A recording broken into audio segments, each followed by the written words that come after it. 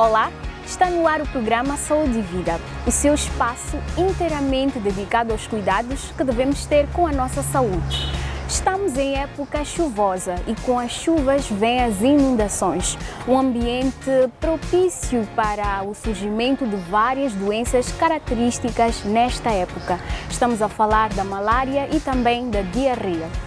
Por essa razão, vamos hoje no Saúde e Vida falar sobre medidas preventivas para o combate à diarreia.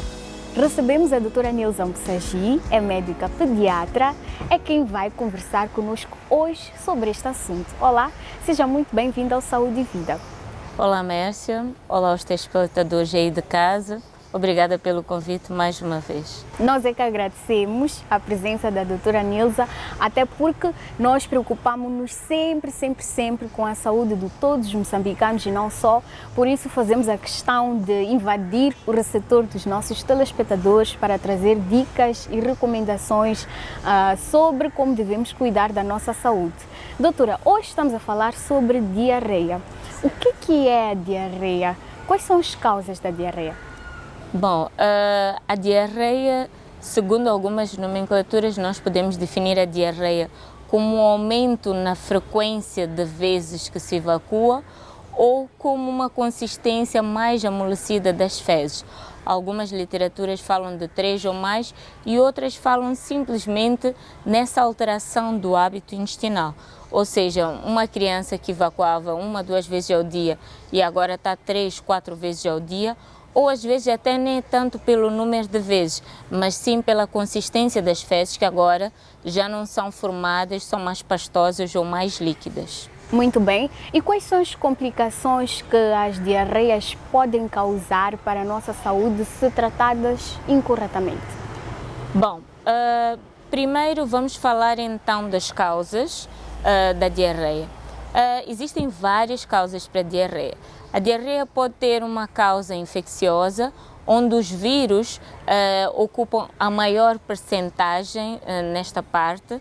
Mais ou menos 70% das causas da diarreia infecciosa são de etiologia viral, mais ou menos 20% bacteriana e outras já são parasitas, fungos, entre outros. Agora, as complicações da diarreia, bom, se eu tenho uma criança que ela está a evacuar mais vezes do que o normal e com uma consistência das fezes mais líquida ou mais pastosa do que o normal, uma das complicações, se não uma das mais importantes, é a própria desidratação.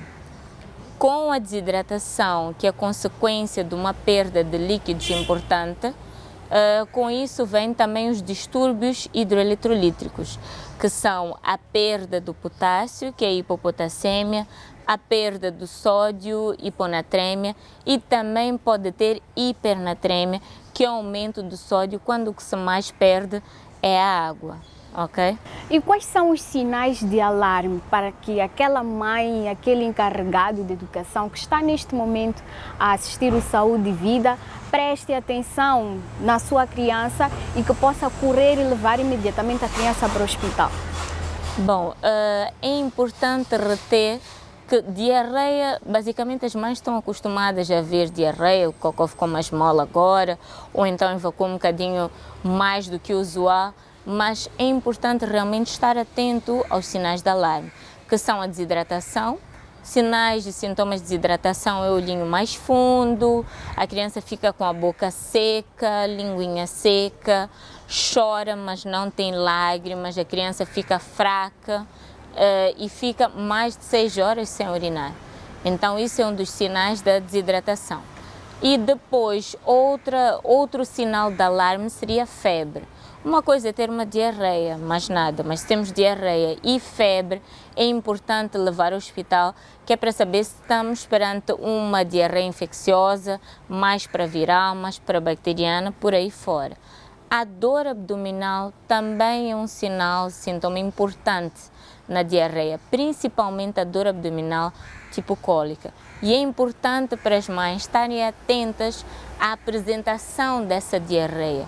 Qual é a cor, qual é a consistência e se tem muco, que é aquele ranho que aparece nas fezes, e sangue. Então, se tem diarreia com muco e sangue, este também é um sinal de alarme importante e a criança deve ser levada imediatamente ao hospital. E no hospital, como é que é feito o tratamento? Qual é o acompanhamento dado a esta criança com diarreia? Bom, quando a criança chega com diarreia ao hospital, primeiro a gente faz a anamnese. A anamnese é colher a história, ouvir bem com a mãe o que se passa com o bebê, como é que começou e tentar entender também da parte dela o que ela acha que pode ter desencadeado essa diarreia. Se a gente escuta com muita atenção a mãe, basicamente ali mesmo já se faz o diagnóstico. Depois faz-se o exame físico, é importante examinar a criança, que é para determinar se esta criança está desidratada ou não. Aí vai ser classificada como uma desidratação leve, moderada ou grave e dependendo do grau de desidratação vai ser feita a reposição hídrica ou com soro oral ou endovenoso. E de acordo com o que a mãe vai nos falar, os sinais e sintomas associados, outros exames como um hemograma, uma PCR, plasmódio e até um exame de fezes. Ok, muito bem. E quais são as recomendações que esta mãe deve seguir durante o tratamento desta criança com diarreia? Tem um tratamento hospitalar, mas depois a criança pode-se dar o caso de ter alta no mesmo dia, ter que voltar para casa. Que dicas, que cuidados, que orientações a mãe deve seguir em casa? Bom, primeiro a mãe deve estar bem orientada quanto aos sinais de alarme e muito bem orientada quanto aos sinais de desidratação, para ela poder voltar assim que notar um ou outro sintoma que já foi outrora explicado. É importante a mãe também prestar atenção na alimentação do bebê, porque às vezes a gente, como o bebê está doente, acaba comprando um e outro alimento que não é o mais adequado para diarreia. Alimentos industrializados, Exato. as pipocas, porque queremos agradar a criança que no momento está doente, não é? Sim, e é importante ressalvar que qualquer criança que fica doente, a primeira coisa que cai é o apetite. Então a criança não vai almoçar, não vai jantar em condições e, portanto, é extremamente importante estar a oferecer pequenas quantidades, mas com muita frequência, de sumos, de sopa, que é para a criança rapidamente recuperar, excepto a laranja e a papaya, que nos sumos não é recomendado porque pode piorar a diarreia. Bom, então é preciso seguir estas recomendações e orientações para que haja sucesso no tratamento da diarreia. Doutora, para aquelas crianças que estão a fazer o aleitamento materno exclusivo, sabemos que dependem inteiramente do leite que é da mãe e que a mãe tem que estar bem para a criança também poder recuperar. Qual deve ser a alimentação desta mãe? Que cuidados esta mãe deve ter no sentido de melhorar também a saúde da criança? Bom, pensando que tudo o que a mãe come indiretamente vai passar para o bebê através do leite materno, é importante, por exemplo, se trata de uma diarreia por alergia alimentar, evitar o leite e derivados como queijo, iogurte, a manteiga e por aí fora, porque isso pode, de certo modo, piorar a diarreia do bebê e nunca suspender o leite materno, porque mais ou menos 80% do leite materno é água, ok? E depois tem uns eletrólitos que ajudam bastante na recuperação e reidratação do bebê. Certo. E como é que nós podemos prevenir a diarreia? Quais são as medidas preventivas? O que é que devemos fazer na essência para ficarmos longe ou nos distanciarmos da diarreia? Bom, primeiro é importante lembrar de lavar as mãos antes e depois de comer, lavar as mãos depois de ir à casa de banho, seja para o número 1 ou para o número 2. É importante lavar muito bem os alimentos crus e até nesta época, se vamos comer alface, por exemplo, ou fruta, uma tampinha de javel com um bocadinho de água, 1 litro, vamos lá, de água, e deixar pelo menos de molho uns 10 minutinhos e depois voltar a lavar exaustivamente com água corrente, de modo a prevenir a diarreia. Muito bem, estas são algumas dicas e recomendações que devemos seguir, principalmente nesta época chuvosa, para evitarmos a diarreia. Nós vamos a um rápido intervalo e nós voltamos já já com mais informações para si.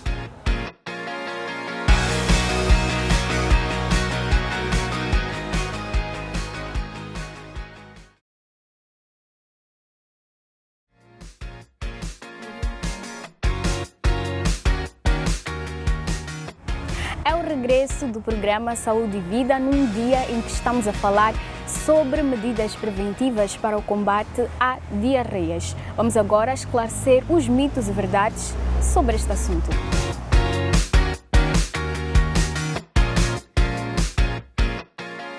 Doutora Nilza, durante o tratamento de diarreias, disse que é necessário manter jejum ou consumir a menor quantidade possível de alimentos. Isto é um mito ou é uma verdade? Isso é um mito. Quando a criança tem diarreia, nós devemos oferecer poucas quantidades com muita frequência. O que é necessário, como comentado anteriormente, é evitar alguns alimentos como leite e derivados, evitar a laranja, evitar a papaya e evitar alimentos fritos e condimentados, porque aí a criança pode ter uma diarreia por mal absorção. Muito bem, este mito é muito frequente, é muito comum ouvir isto, até porque as pessoas, até os adultos, quando estão com diarreia, dizem não, eu não posso comer porque senão vou piorar ou vou desencadear ainda mais a diarreia. Então é um mito, devemos nos alimentar mais com os alimentos certos. Exatamente. Muito bem, a falta de higiene no processo de preparo dos alimentos provoca diarreia. Isto é um mito ou é uma verdade? Isso é uma verdade. Por isso nós devemos confeccionar os alimentos antes, temos que lavar bem as mãos e antes de confeccioná-los, nós devemos lavar muito bem os alimentos.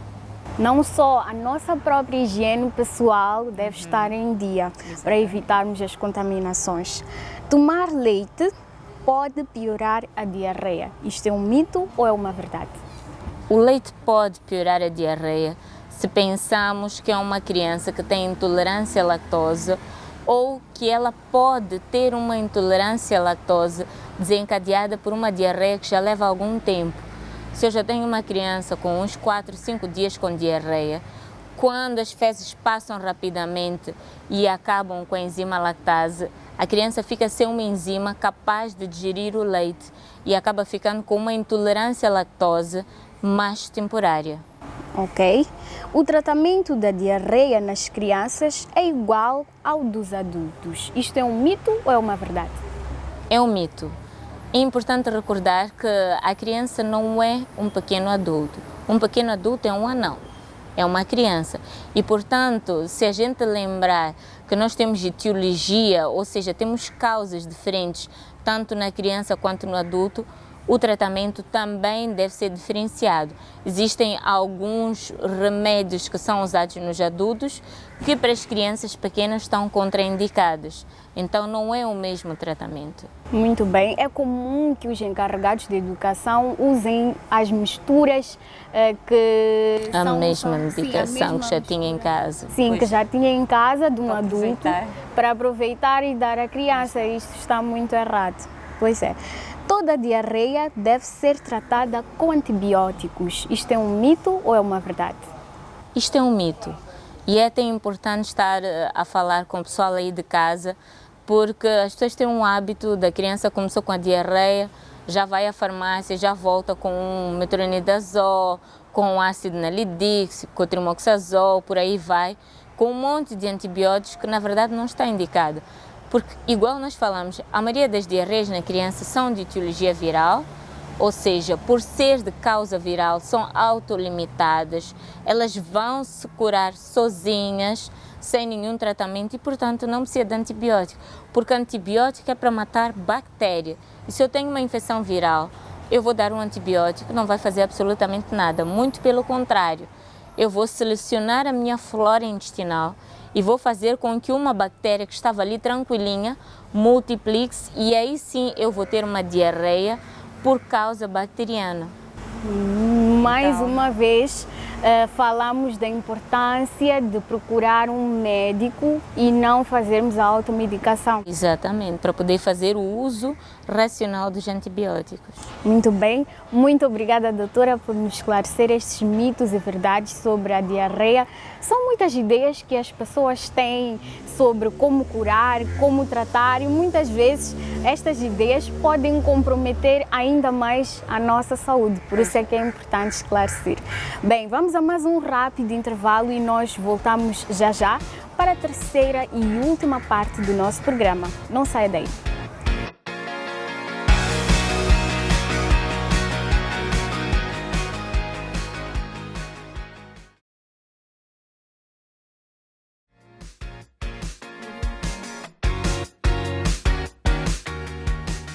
Bem-vindo de volta ao programa Saúde e Vida. Este é o momento de darmos espaço aos nossos telespectadores para que eles possam participar, colocando as suas dúvidas e perguntas sobre os diversos temas ligados à nossa saúde. E hoje, em particular, estamos a falar sobre diarreias. Vamos à rubrica Saiba Mais.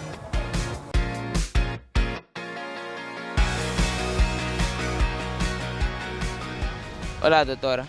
Chamo-me Danilo. Gostaria de saber como é que ocorre a transmissão da diarreia. Olá, conforme havíamos conversado antes, a forma de transmissão é pelas mãos. Daí a importância de lavar bem as mãos antes e depois de comer, lavar bem as mãos antes e depois de ir à casa de banho e lavar muito bem os alimentos, principalmente os crus, que são uma importante fonte de contaminação, de infecção. Daí a importância de lavarmos muito bem os alimentos antes de confeccionar. Olá, doutora. Gostaria de saber por que as crianças são mais vulneráveis à diarreia. Olá. As crianças são mais suscetíveis a ter diarreia porque elas têm uma imunidade mais baixa, ou seja, o sistema imunitário, as defesas do organismo da criança são mais baixas e a criança também, normalmente, principalmente os latentes, ainda não tem todas as vacinas em dia e, portanto, tem mais facilidade de ter diarreia. Olá, doutora. Chamo-me Brenda. Gostaria de saber por que a diarreia causa desidratação. Olá. A diarreia vai causar desidratação porque, como nós havíamos comentado anteriormente, a criança vai perder mais líquidos porque ela ou evacua mais vezes ou tem as fezes mais líquidas. Ela perde água, perde sódio, perde potássio, perde glicose, acaba perdendo muitos eletrólitos, muitos líquidos e, portanto, fica desidratada. Olá, doutora Nilza. Meu nome é Mércia. Gostaria de saber como é que podemos socorrer a criança antes de levá-la ao hospital. Bom, para aquelas crianças que de momento não têm a possibilidade de ir ao hospital, não têm acesso a uma farmácia rapidamente, às vezes é de noite ou de madrugada, pode-se preparar o soro caseiro, que é o soro de reidratação oral, 1 litro de água com uma colherzinha de chá de sal e 1 colher de sopa de açúcar. Mistura-se bem, vai-se dar poucas quantidades, mas com muita frequência. Deste modo, nós não estamos só a repor a água, uma vez que perde líquidos, mas também estamos a repor o sal, que é o sódio, estamos a repor também o cloro e o açúcar.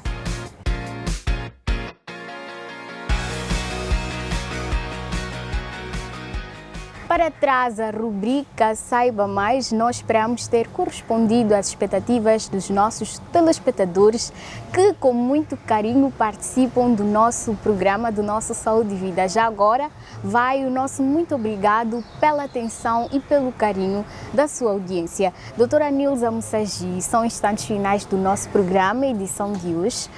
Quero que, em jeito de últimas considerações, a doutora deixe recomendações para todos aqueles que nos assistem neste momento. Bom, para esta época, bem quente, todo mundo vai às festas, vai à piscina, leva sempre um lanchinho. É importante recordar que a comida que foi preparada mais cedo para ser comida bem mais tarde, quando vamos às festas, casamentos e por aí fora, há que ter muita atenção. Evitar principalmente os mariscos, principalmente a maionese, tudo que tem ovo no geral, porque a maionese também é feita à base do ovo, porque pode rapidamente deteriorar-se, causar uma infecção séria que dá diarreia por uma bactéria chamada salmonela. Então, vamos ter mais atenção nesta fase, nesta época, lavar bem as mãos, lavar muito bem os alimentos crus e sempre que chove, vamos pôr um bocadinho de javel com água, que é para deixar o alface, porque a gente já sabe de onde é que ele vem. Muito obrigada, doutora Nilza Moussagi, pela sua participação e por ter nos dado orientações para podermos prevenir as diarreias. E nós queremos contar com a presença da doutora nas próximas oportunidades. Obrigada eu pelo convite, por mais uma oportunidade de estar aqui a ensinar as pessoas lá de casa como cuidar de uma criança com diarreia. E contem sim comigo. Muito bem. Para você, querido amigo telespectador, que nos acompanhou durante aproximadamente 30 minutos, vai o nosso muito obrigado pela sua atenção e pelo carinho da sua audiência. Já sabe que pode interagir conosco através das redes sociais, deixar as suas sugestões e recomendações, subscrever ao nosso canal no YouTube e ficar a par de todas as atividades da Gadogene e também do programa Saúde e Vida. Cuide sempre da sua saúde, procura proteger a si e a sua família de doenças diarreicas e muitas outras que podem surgir nesta época chuvosa. Tchau, tchau e até uma próxima oportunidade. Tchim, tchim. Então, doutora, temos que hidratar também nesta época.